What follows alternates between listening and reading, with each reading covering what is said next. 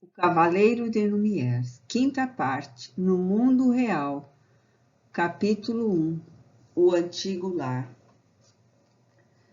Nada mais havia na quinta Lumières que recordasse o esplendor de outro tempo. 10 anos de desolação haviam passado por ali como 10 séculos de infortúnio, desde o dia em que uma esposa perjurou a fé conjugal. Coberto de dores e angústias, pai Arnaud nunca mais trabalhara em sua antiga propriedade, e por isso a ruína dominou a habitação onde outrora se erguia a bela mansão com seus jardins sombreados de castanheiros e cerejeiras. Por tudo isso, os senhores de Steinsburg se acharam no direito de chamarem novamente ao patrimônio do seu burgo aquelas terras que foram suas e se assenhoraram de tudo. E mais tarde, por morte de Luís, também o palácio de Bruges, pois eram os únicos herdeiros do jovem barão, e até mesmo o título foi por eles reivindicado. Agora, pai Arnaud, enfermo, tinha as faculdades mentais alteradas e vivia pelas aldeias qual mendigo, à procura de Berthe, a fim de matá-la e vingar o filho, pernoitando às vezes ao relento ou abrigado por velhos amigos que se apiedavam dele. O presbitério, porém, era o seu abrigo mais certo, porquanto Rômulo e Tom não o desamparavam. Mas, alucinado, frequentemente fugia dali para vagar de aldeia a aldeia. Entre mentes, Rômulo d'Ambrosini chegara ao termo da sua vida de apóstolo. Enfermo, exausto de toda uma vida de trabalhos em benefício do próximo, o venerando ancião esperava a cada instante ser chamado ao tribunal divino. Esquecido por seus superiores naquele recanto do mundo, prisioneiro do amor e do dever, ele dera às 3 aldeias da sua paróquia as melhores energias de sua vida, e agora se preocupava com a escolha do seu substituto, que poderia não amar tanto as suas ovelhas como ele as havia amado durante mais de 40 anos. Antoine Tomás de Vermont, o Tom querido daqueles corações humildes, conservava-se o mesmo, apesar dos 10 anos decorridos. Silencioso, sempre humilde, criativo e amoroso, era ele o ídolo de seu pai adotivo e seu pai adotivo era o ídolo dele. Rômulo e Tom tudo haviam tentado para socorrer Arnaud, mas fora em vão. Arnaud tornara-se um caráter selvagem, odioso, a quem revolta dementara.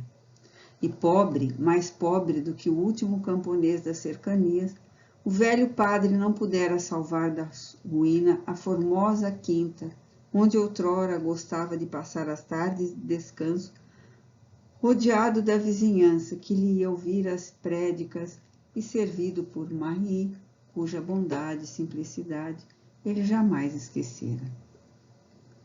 Desfeito em prantos, o atribulado espírito Henri Lumières, que deixara o seu abrigo espiritual das imediações do presbitério a fim de se reunir a Berthe, em quem não cessava de pensar com intensidade, a ele voltou após a invocação fervorosa que fizera.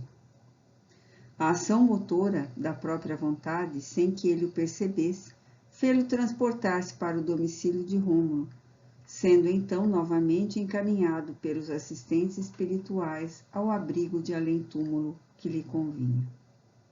A paz reinante naquele lar, a confortadora atmosfera de amor e caridade que envolvia o ambiente, tiveram a virtude de lançar sobre as atribulações do suicida o bálsamo da confiança em seus amigos. Em verdade, vultos espirituais o socorriam como da primeira vez. Supondo-se no presbitério terreno assistido por padre Rômulo e Tom, murmurou como desfalecido: Meu padre, socorrei-me, tende compaixão de mim. Eu creio em Deus, sim, eu creio em Deus, ensina-me a orar. e uma prece singela, mas fervorosa, vibrava docemente naquele recinto, que era a retratação espiritual do presbitério à procura do alto, enquanto Henri a acompanhava contrito. Amanhecia. Ao longe, nos estábulos vizinhos, baliam as cabras e as ovelhas. No horizonte, as primeiras franjas do sol rompiam um nevoeiro que a noite estendera para amortalhar a terra. Fora sem acidentes a viagem de fuga da baronesa de Steinsburg.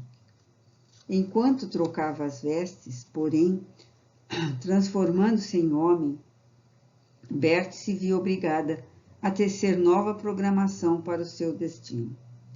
Não lhe passou pela imaginação que Hans tivesse prevenido a polícia do que acabara de se passar em sua casa. Se o fizesse, ele denunciaria a si próprio, pois fora seu cúmplice. Sabia, porém, que seu caso era de vida e de morte e que precisava apressar-se e fugir. Apressou-se e fugiu, deixando o palácio onde fora tão feliz. Compreendia que só, como estava, não poderia seguir para a França. Mas as portas da cidade ou barreira estavam fechadas àquela hora da noite. Ofereceu propinas, sacudindo as moedas de ouro que retirara da bolsa de Ferdinand, e deixaram-na passar, julgando-a um homem que buscasse amores pecaminosos fora da cidade. O cavalo era forte e veloz e ela galopou. Não tinha a menor ideia para onde iria a fim de esconder-se. Subitamente, porém, reconheceu a estrada em que marchava. Era a estrada inculta e deserta de Steinsburg. Mas aí percebeu que uma noite e um dia se haviam passado e que agora caía outra vez a noite. Terror inexprimível apossou-se dela ao reconhecer que atingira a estrada de Steinsburg. Pois que, murmurava enquanto galopava, é para Steinsburg que irei? Todavia, não parava e prosseguia. Seu cavalo ficaram num posto de muda, como garantia para o outro, que ela trocara pelo primeiro. Soubera por Hans que, por sua vez, soubera pelos oficiais do seu antigo quartel que Henri se suicidara. Ela própria vira o seu fantasma várias vezes. Ainda assim temia a cada instante deparar com aquele ex-esposo tão violentamente ultrajado. E seus pais adotivos, como a receberiam? Certamente pediriam contas do seu procedimento. Pôs-se a chorar silenciosamente, tremendo de frio, açoitada por tremendas recordações. Oh, não me encontrarei com eles. Esmagar-me-iam com seu desprezo. Toda essa gente a quem desprezei outrora, desprezar-me-á agora. Entregar-me-ão aos gendarmes quando souberem do que fiz a Ferdinand. Que será de mim? Onde irei parar? De repente lembrou-se do presbitério de Padre Rômulo, de Thon. Nunca mais em 10 anos soubera deles. Nunca lhes escrevera uma carta sequer ou mandara um óbolo para seus pobres. No entanto, agora, ela seria um daqueles pobres do presbitério. Sim, baterei à porta de Padre Rômulo. Pedirei abrigo por esta noite. Estou exausta. Amanhã, ao amanhecer, seguirei para outra Flandres. Não quero ser reconhecida em Steinsburg. Mas que farei eu na outra Flandres? E se Padre Rômulo morreu? E se Thon não mais estiver no presbitério? Não tinha outro remédio, senão seguir. Seguiu. O cavalo finalmente estacou diante de uma mansão engrinaldada de flores trepadeiras, em cujo jardim uma profusão de canteiros de rosa embalsamavam o ar com seus últimos perfumes.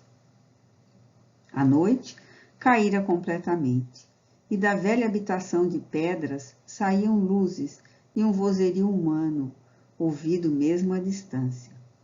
Era o presbitério, e fiel ao seu ideal de fraternidade, Rômulo e Tom ministravam aos rapazes das cercanias as lições da noite. Eis o presbitério, reconheço-o, é o mesmo, falou consigo mesma, desmontando-se.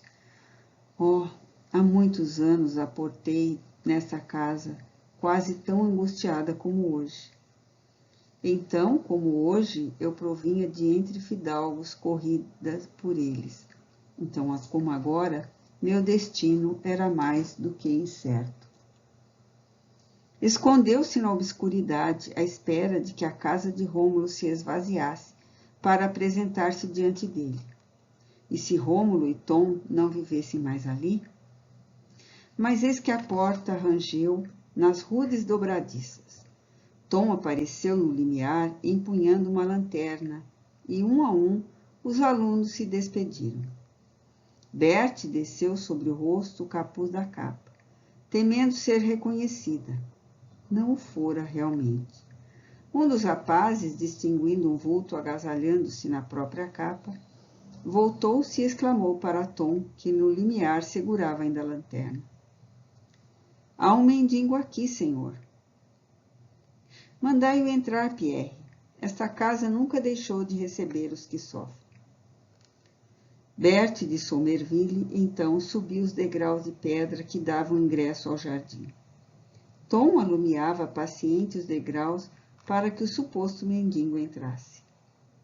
Entre, irmão, nada receie, disse ele. Encontrará aqui repouso e proteção. Bertie transpôs os umbrais da mesma porta que 20 anos antes transpusera ao sair de Steinensburg para Numieres. A lanterna agora batia a luz sobre ela.